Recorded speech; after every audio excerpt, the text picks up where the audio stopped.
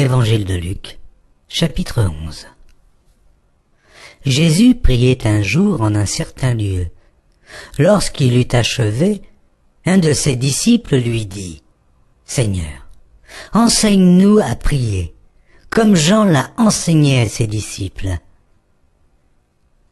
Il leur dit : « Quand vous priez, dites : Père, que ton nom soit sanctifié, que ton règne vienne. Donne-nous chaque jour notre pain quotidien. Pardonne-nous nos péchés, car nous aussi, nous pardonnons à quiconque nous offense, et ne nous induis pas en tentation. » Il leur dit encore : « Si l'un de vous a un ami, et qu'il aille le trouver au milieu de la nuit pour lui dire : Ami, prête-moi 3 pains. Car un de mes amis est arrivé de voyage chez moi, et je n'ai rien à lui offrir.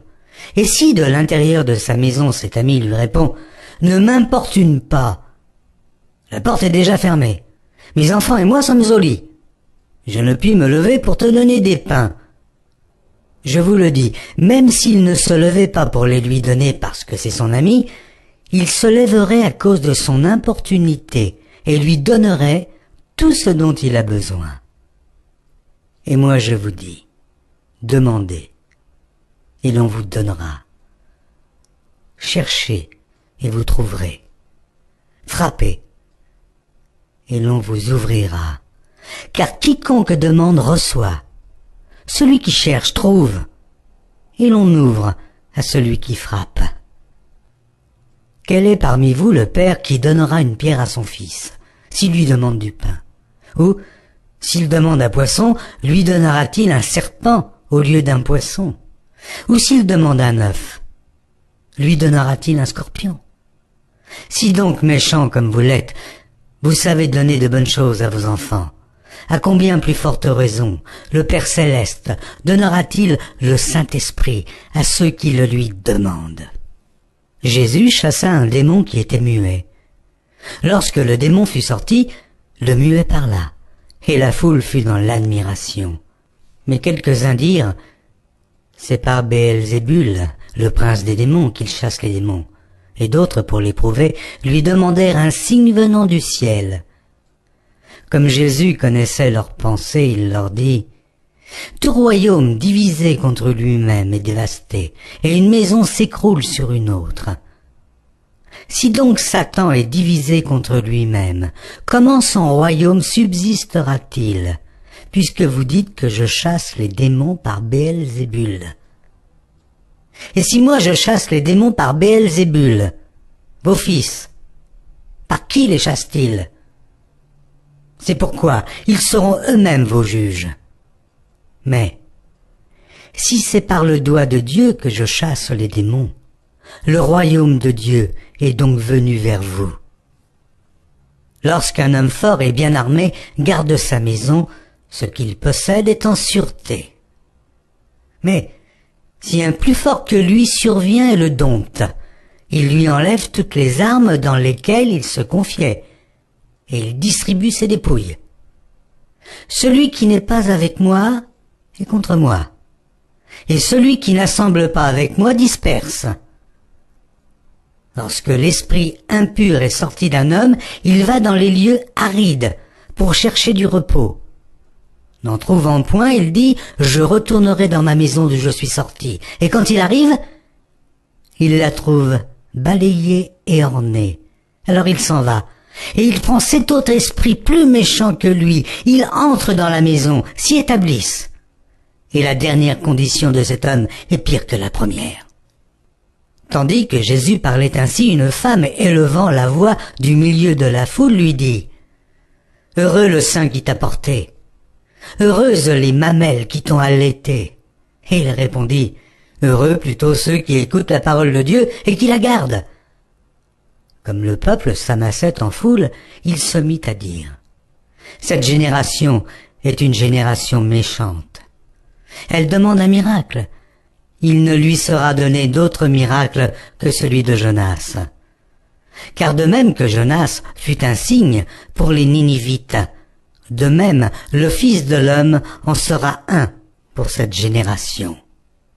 La reine du Midi se lèvera au jour du jugement avec les hommes de cette génération et les condamnera parce qu'elle vint des extrémités de la terre pour entendre la sagesse de Salomon. Et voici, il y a ici plus que Salomon.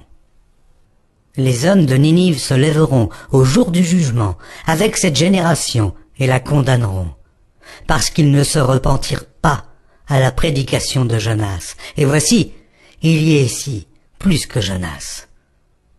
Personne n'allume une lampe pour la mettre dans un lieu caché ou sous le boisseau, mais on la met sur le chandelier afin que ceux qui entrent voient la lumière. Ton œil est la lampe de ton corps. Lorsque ton œil est en bon état, tout ton corps est éclairé.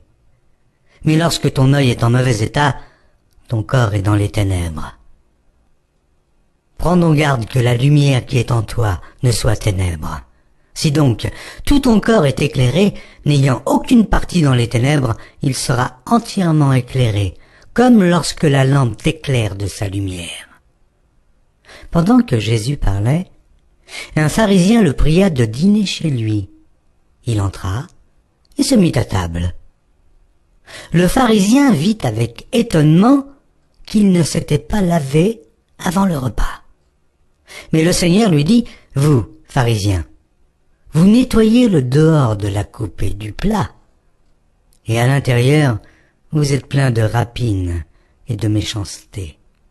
Insensé. Celui qui a fait le dehors n'a-t-il pas fait aussi le dedans? Donnez plutôt en aumône ce qui est dedans, et voici, toutes choses seront pures pour vous. Mais malheur à vous, pharisiens, parce que vous payez la dîme de la menthe, de la rue et de toutes les herbes, et que vous négligez la justice et l'amour de Dieu. C'est là ce qu'il fallait pratiquer, sans omettre les autres choses.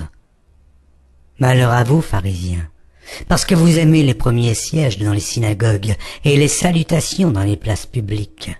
Malheur à vous, parce que vous êtes comme les sépulcres qui ne paraissent pas et sur lesquels on marche sans le savoir. Un des docteurs de la loi prit la parole et lui dit, « Maître, en parlant de la sorte, c'est aussi nous que tu outrages. » Jésus répondit, « Malheur à vous aussi, docteurs de la loi, parce que vous chargez les hommes de fardeaux difficiles à porter, et que vous ne touchez pas vous-même de l'un de vos doigts. Malheur à vous, parce que vous bâtissez les tombeaux des prophètes que vos pères ont tués. Vous rendez donc témoignage aux œuvres de vos pères, et vous les approuvez, car eux, ils ont tué les prophètes, et vous bâtissez leurs tombeaux. C'est pourquoi la sagesse de Dieu a dit, « Je leur enverrai des prophètes et des apôtres, ils tueront les uns et persécuteront les autres. » Afin qu'il soit demandé compte à cette génération du sang de tous les prophètes qui a été répandu depuis la création du monde, depuis le sang d'Abel jusqu'au sang de Zacharie, tué entre l'autel et le temple, oui, je vous le dis, il en sera demandé compte à cette génération. Malheur à vous, docteurs de la loi, parce que vous avez enlevé la clé de la science, vous n'êtes pas entrés vous-même et vous avez empêché d'entrer ceux qui le voulaient. Quand il fut sorti de là, les scribes et les pharisiens commencèrent à le presser violemment et à le faire parler sur beaucoup de choses, lui tendant des pièges pour surprendre quelques paroles sorties de sa bouche.